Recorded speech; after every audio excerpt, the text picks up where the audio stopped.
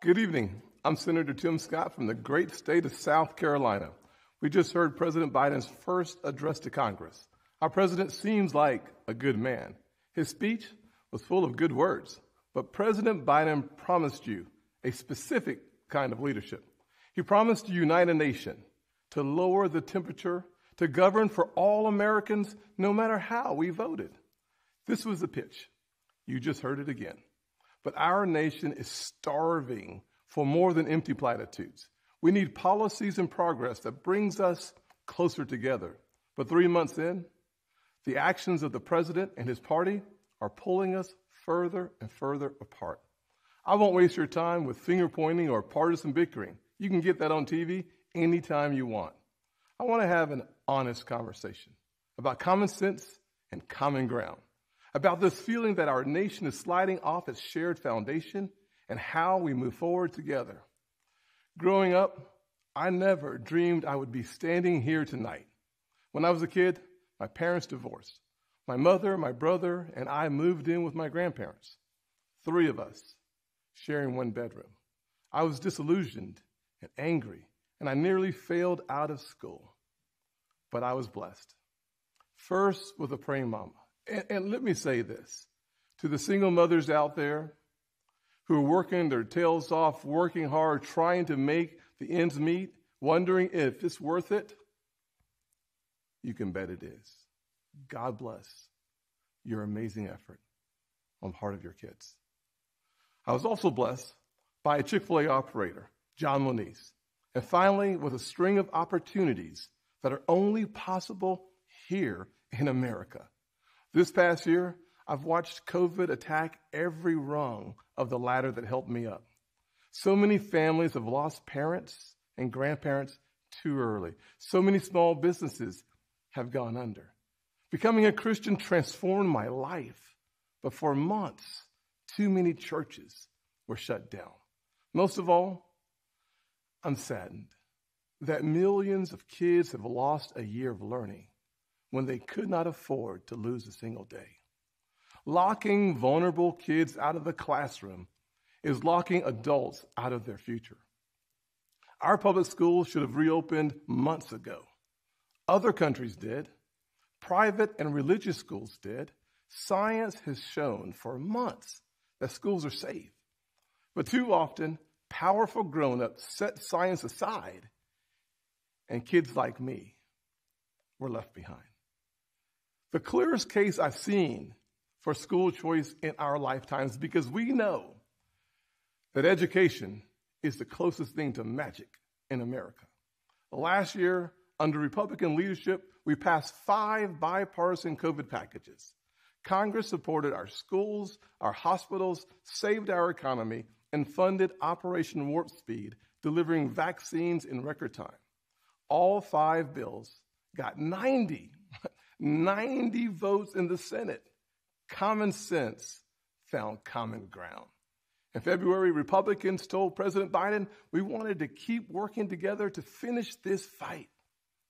But Democrats wanted to go it alone. They spent almost $2 trillion on a partisan bill that the White House bragged was the most liberal bill in American history.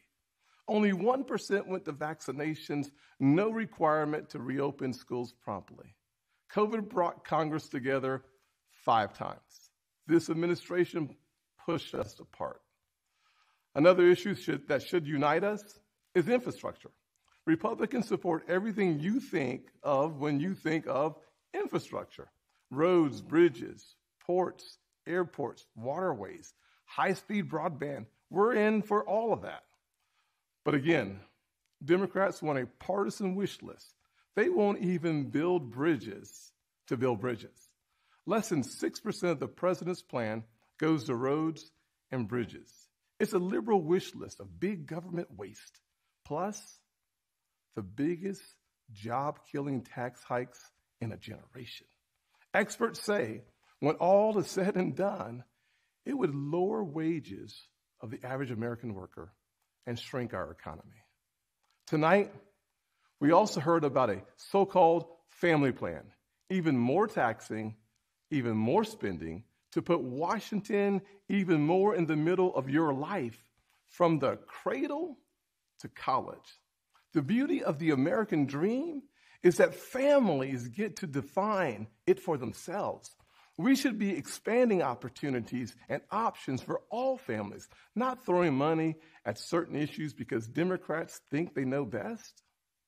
Infrastructure spending that shrinks our economy is not common sense. Weakening our southern borders and creating a crisis is not compassionate. The president is also abandoning principles he's held for decades. Now he says your tax dollars should fund abortions. He's laying groundwork to pack the Supreme Court. This is not common ground. Nowhere do we need common ground more desperately than in our discussions of race. I have experienced the pain of discrimination. I know what it feels like to be pulled over for no reason, to be followed around the store while I'm shopping. I remember every morning at the kitchen table, my grandfather would open the newspaper and read it, I thought. But later I realized he had never learned to read it. He just wanted to set the right example. I've also experienced a different kind of intolerance. I get called Uncle Tom and the N-word by progressives, by liberals. Just last week, a national newspaper suggested my family's poverty was actually privilege because a relative owned land generations before my time. Believe me, I know firsthand our healing is not finished. In 2015, after the shooting of Walter Scott, I wrote a bill to fund body cameras. Last year, after the deaths of Breonna Taylor and George Floyd, I built an even bigger police reform proposal. But my Democratic colleagues blocked it. I extended an olive branch. I offered amendments, but Democrats used a filibuster to block the debate from even happening. My friends across the aisle seemed to want the issue more than they wanted a solution. But I'm still working. I'm hopeful that this will be different.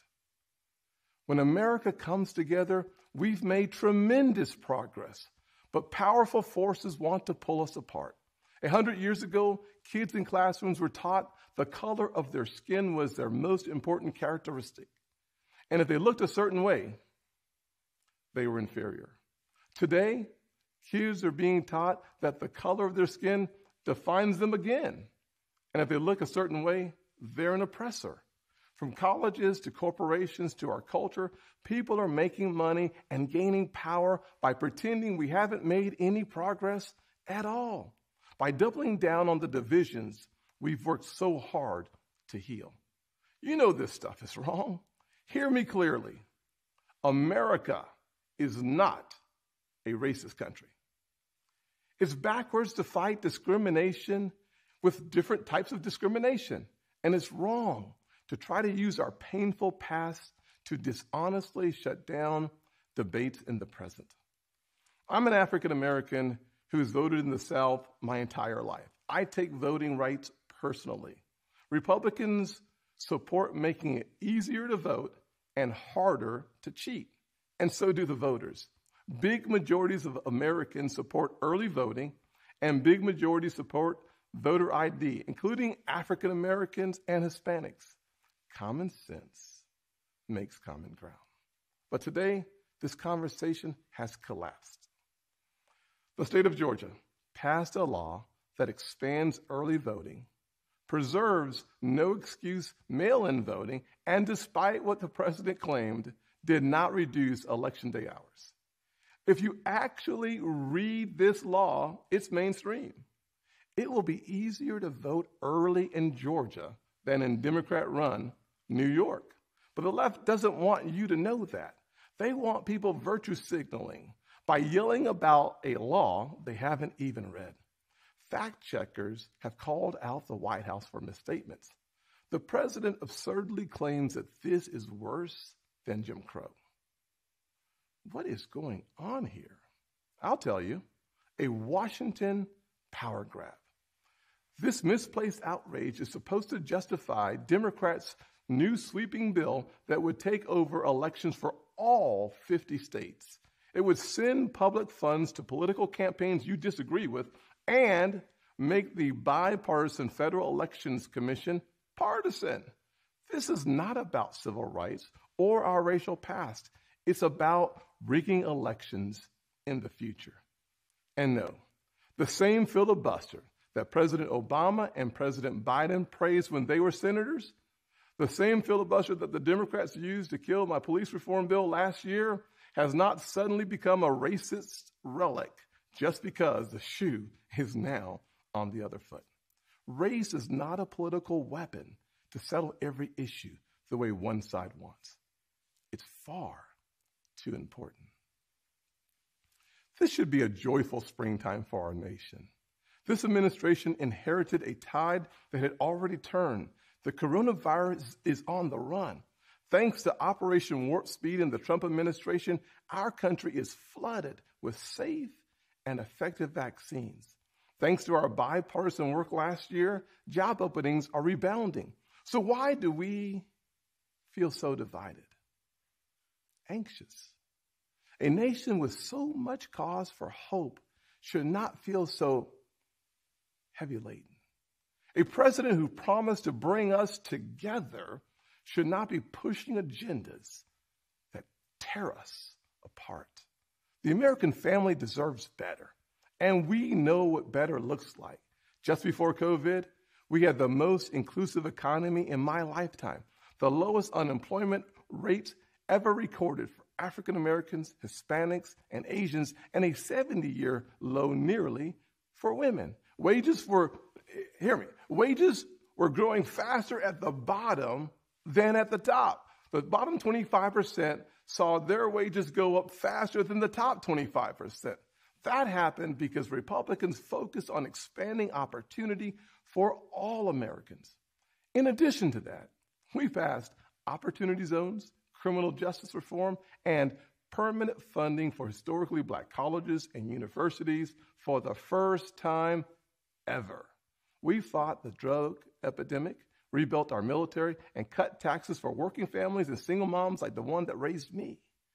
Our best future will not come from Washington schemes or socialist dreams. It will come from you, the American people, black, Hispanic, white, and Asian, Republican and Democrat, brave police officers in black neighborhoods.